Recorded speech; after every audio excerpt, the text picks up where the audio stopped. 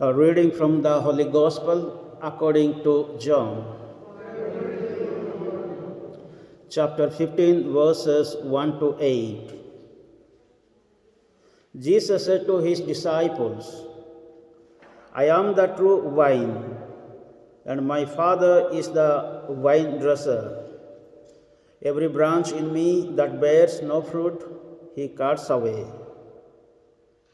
And every branch that does bear fruit, he prunes, to make it bear even more. You are pruned already by means of the word that I have spoken to you. Make your home in me, as I make mine in you. As a branch cannot bear fruit all by itself, but must remain part of the vine, neither can you unless you remain in me. I am the vine, you are the branches. Whoever remains in me, with me in him, bears fruit in plenty. For cut off from me, you can do nothing. Anyone who does not remain in me is like a branch that has been thrown away. He withers. These branches are collected and thrown on the fire, and they are burnt. If you remain in me, and my words remain in you, you may ask what you will, and you shall get it. It is to the glory of my Father that you should bear much fruit, and then you will be my disciples. The Gospel of the Lord.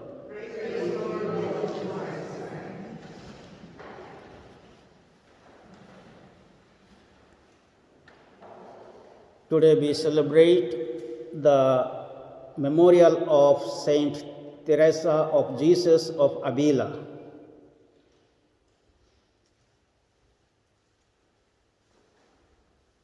From her childhood, she had great desire, passion for Christ. She wanted to remain with Jesus always. She wanted to bear much fruits. Through her contemplation, through her prayer, through her deeds.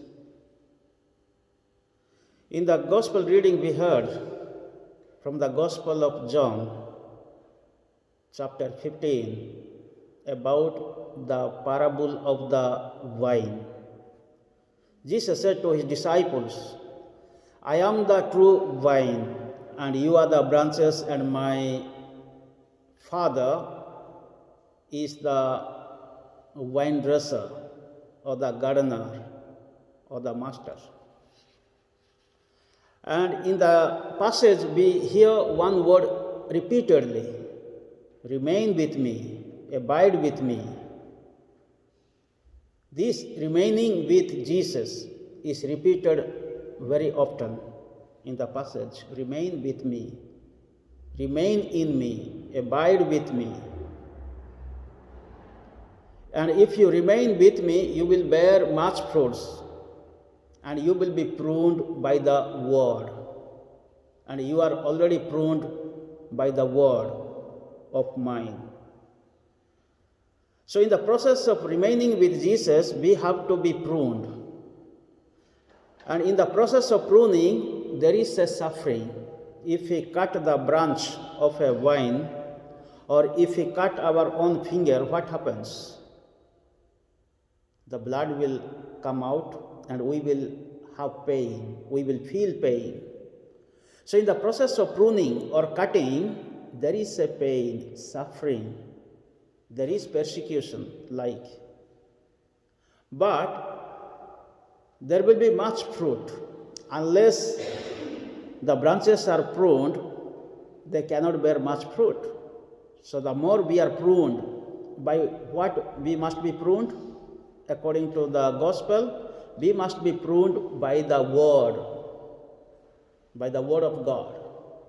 We need to change our lives from evil ways to good ways. from evil thoughts to good actions.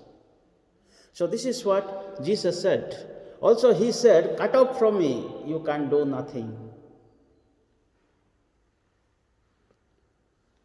And at the end, the gospel is ending beautifully. He said, it is to the glory of the Father that you should bear much fruit, and then you will be my disciples.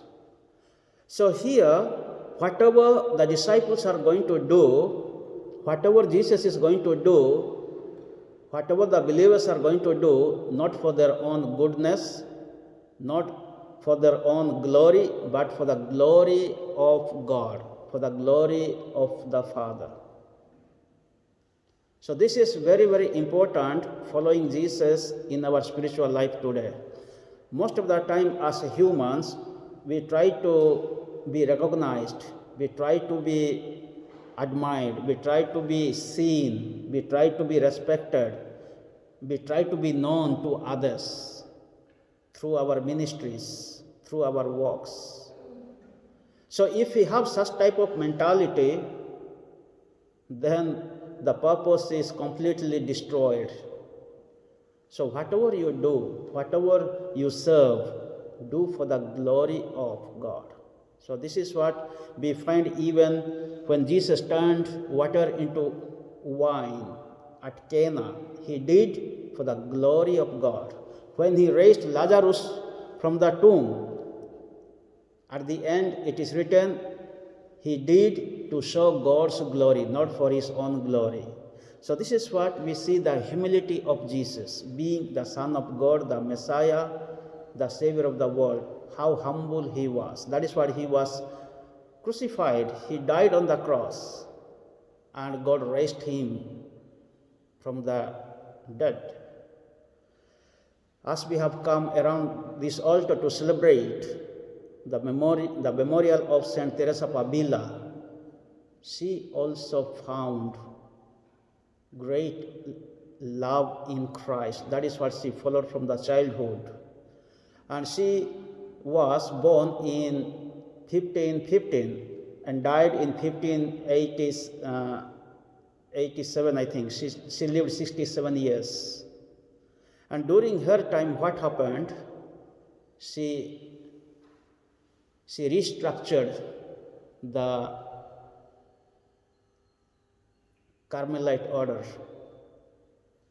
So she went to the origin, and she always emphasized on contemplation, not in words, but in action. And she had a vision from God through her contemplation. So what we learn from Saint Teresa of Avila today is, most of the time we are satisfied with the words of prayer. But Saint Teresa of Avila spent most of her time in contemplation without words. And she had a vision. And in the first reading we heard, we must be content to hope that we should be saved. Most of the time we are not content, we are not satisfied. Why? Because we don't believe that we should be saved. We will receive salvation. So we have no hope in the Lord. So that is what having hope in the Lord is very, very important, and we should be always content and satisfied for our deeds, for our work. And the second thing we will find, salvation is not in the sight. St. Paul says in the first reading, salvation is not in the sight, but salvation is in hope in the Lord. Salvation is in the Spirit. The Spirit is helping us in our weaknesses.